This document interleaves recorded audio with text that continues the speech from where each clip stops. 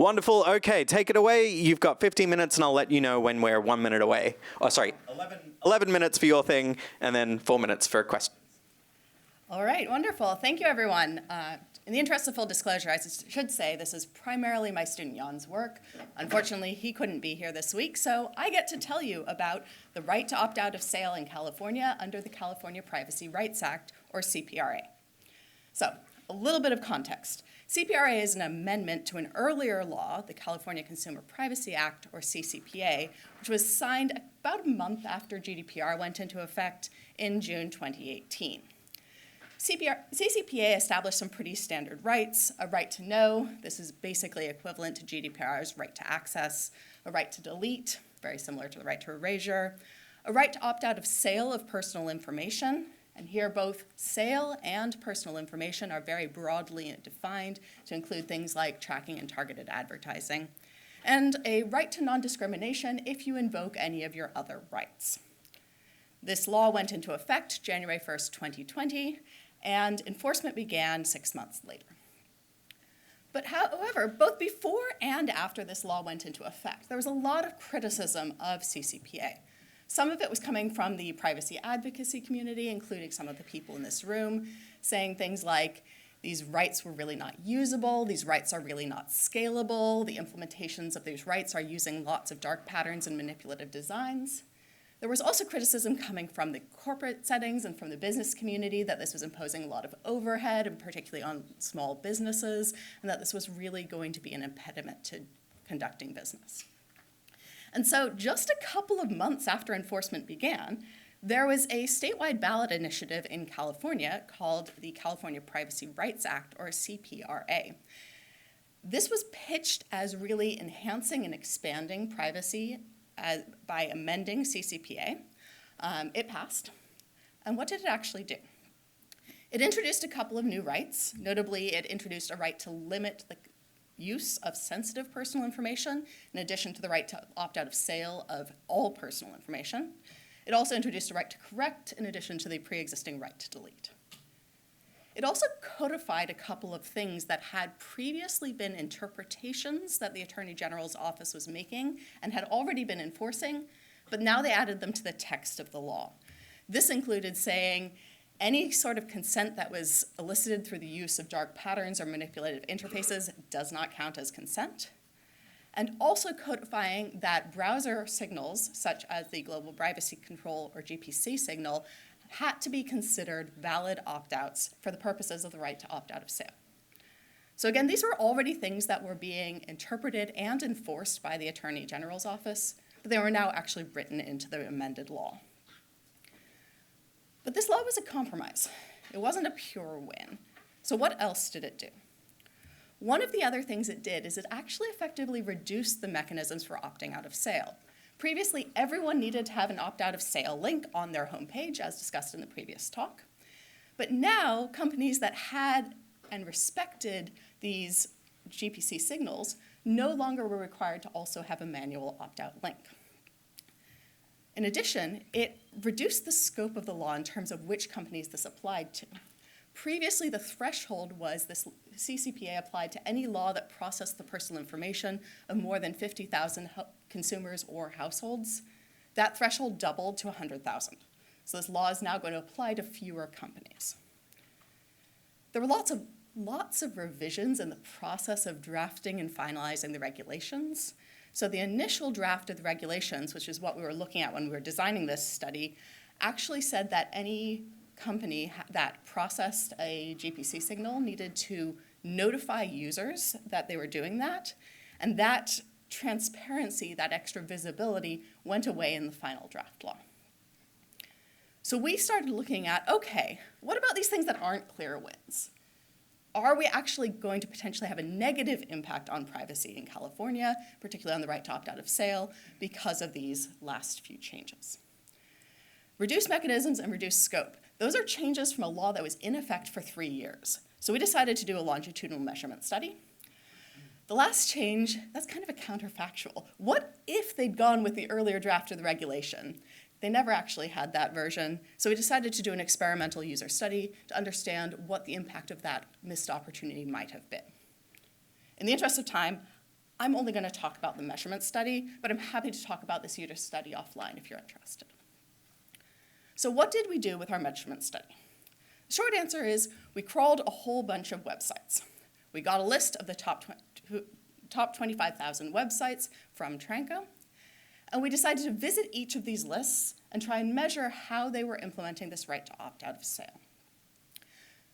One of the things we were interested in is, are they honoring these GPC signals, these automated browser signals that are, according to California law, legally required to be accepted as valid opt-outs from the user? It's a little hard to measure how companies are actually responding to a signal, although I'm sure some people in this room are thinking about it. So we decided to take a slight shortcut, which is we decided to use something that's known as the US privacy string. The US privacy string is an IAB specification. The idea of this string is that if a company is processing personal information and it shares that personal information with a third party downstream, that third party needs to be notified whether a user has opted out of sale of their personal information or not. So there should be some standard for notifying these downstream third parties, and this is the US privacy string.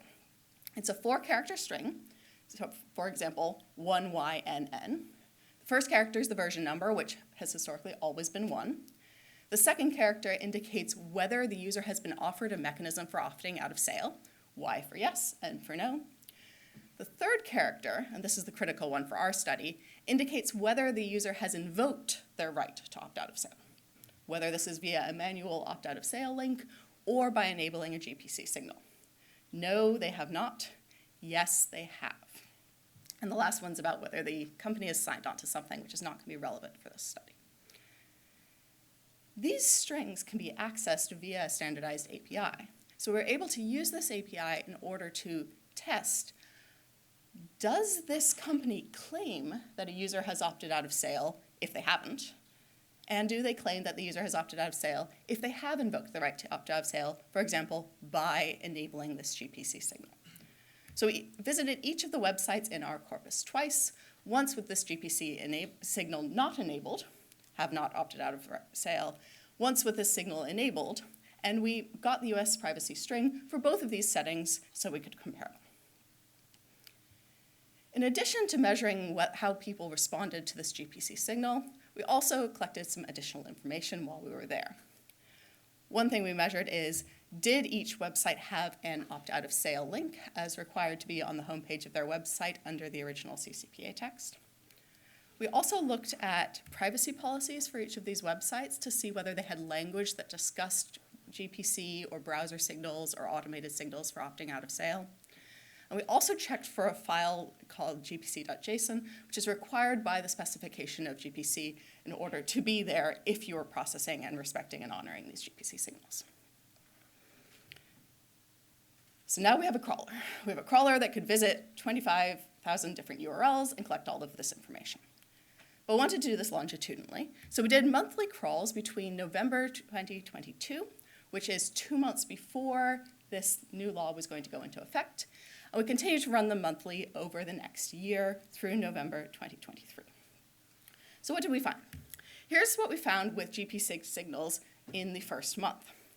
The dark blue at the bottom are those companies that are respecting GPC signals.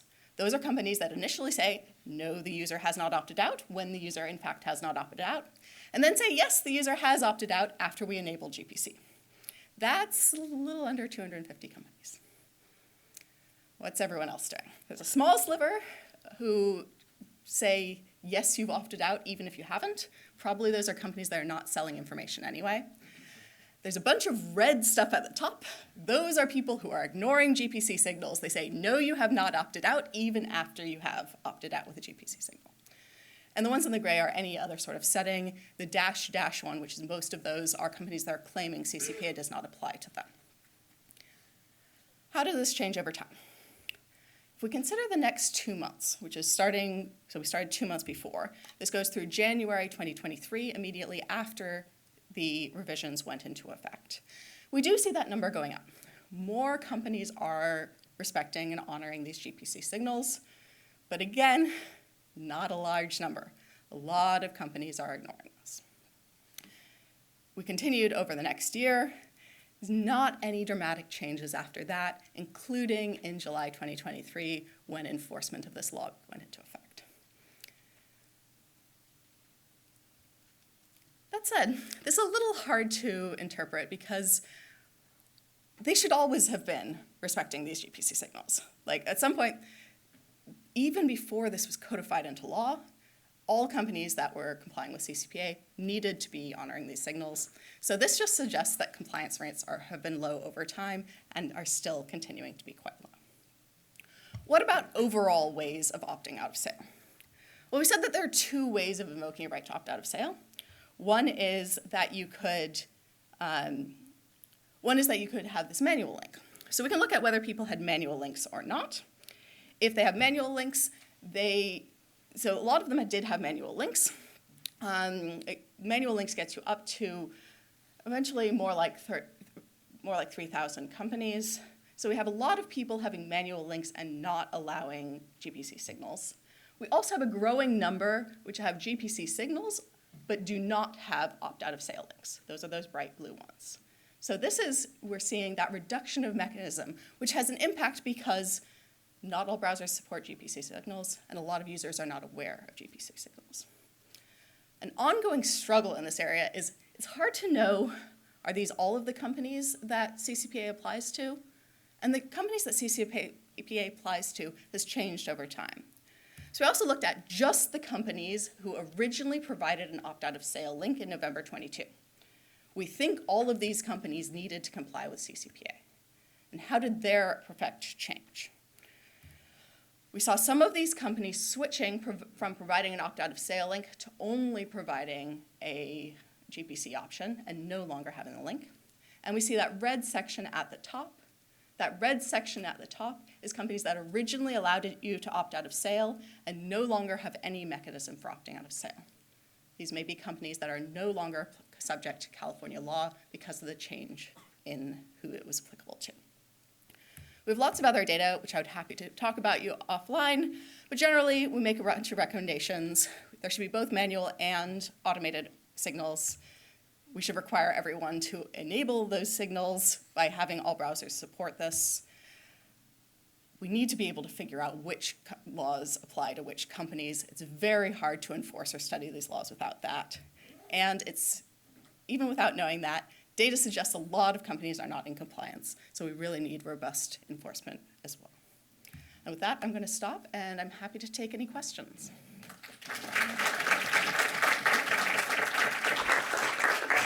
Okay, I think we've got time for one, maybe two questions, so try and keep them short. Yeah, great talk. Thanks a lot.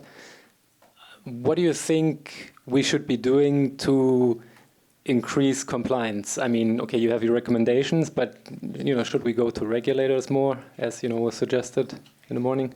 I think that absolutely we should be talking to regulators. We should be taking this evidence to regulators. I have talked to Ashkan Sultani about this work in particular, and I think that we as a community should be doing more of that. I also think that regulators need to start making it easier to measure some of these things. In some sense, we're measuring what we can, but not everything is measurable. So things like writing laws or interpreting laws to require everyone to state explicitly whether they need to comply with the law or not. There's also draft regulation in California in the works in order to require all browsers to support these signals. You're undoubtedly familiar with that, but steps like that I think are really critical. If we're going to switch to saying you only have to support signals, then signals have to be supportable for everyone. And as you've been thinking about a lot, we need to think about how to educate people that these signals exist if it's not possible to enable them by default. Yeah, thank you very much for your talk. It's also very interesting to see the development. I was wondering, who are the companies that comply and do not comply with the regulation? Do you have any idea on that? Because we've also talked about, for example, developers. Maybe they're just being told, hey, implement this thing. And if it's a small company, although maybe they have many visitors, they don't care as much. And the impact is not as big. So do you have any idea who are the companies? That's a great question. We haven't done any of that analysis. We do have the whole data set. I'd be happy to take a look at it with you if that's something you're interested in. All right, thank you. Can we thank the speaker once more?